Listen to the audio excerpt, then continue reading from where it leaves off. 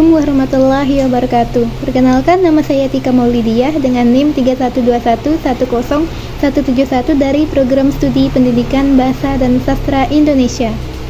Di sini saya ingin menyampaikan sebuah kritik dari video pembelajaran tingkat SMA kelas 12 yang berjudul Surat Lamaran Pekerjaan untuk memenuhi tugas mata kuliah menyimak komprehensif dan kritis yang diempu oleh Bapak Haryadi Magister Pendidikan.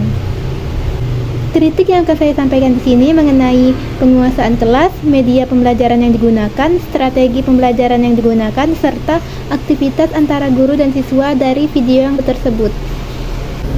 Yang pertama, penguasaan kelas yang dilakukan oleh pendidik dalam persiapan, melaksanakan doa terlebih dahulu, dan mereview ulang pembelajaran yang telah dilakukan sudah sangat baik. Maka dari itu, pendidik tetap harus memahami situasi yang berada di dalam kelas.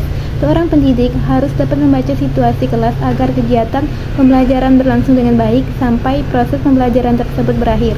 Seorang pendidik harus mengontrol kegiatan yang berada di dalam kelas dengan situasi yang menyenangkan agar siswa dapat menerima ilmu dengan lebih mudah. Yang kedua, media pembelajaran yang digunakan oleh pendidik tersebut menggunakan PowerPoint, aplikasi yang dapat digunakan pada surat lamaran pekerjaan, dan lain sebagainya. Tetapi sayangnya beliau hanya berfokus pada media tersebut. Sebaiknya pendidik juga menggunakan hal-hal yang menyenangkan agar membuat para peserta didik tidak merasa bosan. Misalnya seperti kuis pengetahuan, hal ini dapat membuat daya pikir anak meningkat karena mereka dapat merasakan bermain kuis dan menambah ilmu pengetahuan. Yang ketiga, strategi pembelajaran yang dilakukan pendidik tersebut cukup baik karena jika siswa yang ingin menanyakan suatu hal dapat terjawab langsung dengan melakukan percobaan secara berkelompok. Tetapi jika dilakukan secara berkelompok, maka belum tentu semua peserta yang ada di dalam kelompok tersebut dapat memahami materi yang disampaikan. Sebaiknya hal seperti ini dapat dikerjakan secara individu untuk mengetahui sejauh mana peserta didik memahami pembahasan yang telah disampaikan.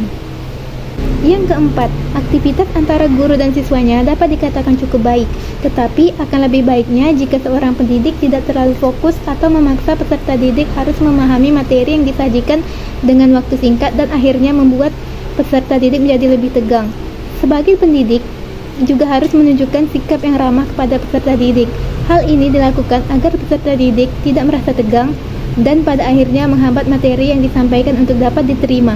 Selain itu, jika seorang pendidik menunjukkan sikap ramahnya, maka peserta didik akan lebih mudah memberanikan diri untuk menanyakan hal-hal yang kurang dipahaminya dalam pembelajaran. Sekian kritik yang telah saya sampaikan. Mohon maaf jika ada kesalahan kata dan kalimat yang kurang berkenan. Saya akhiri. Wassalamualaikum warahmatullahi wabarakatuh.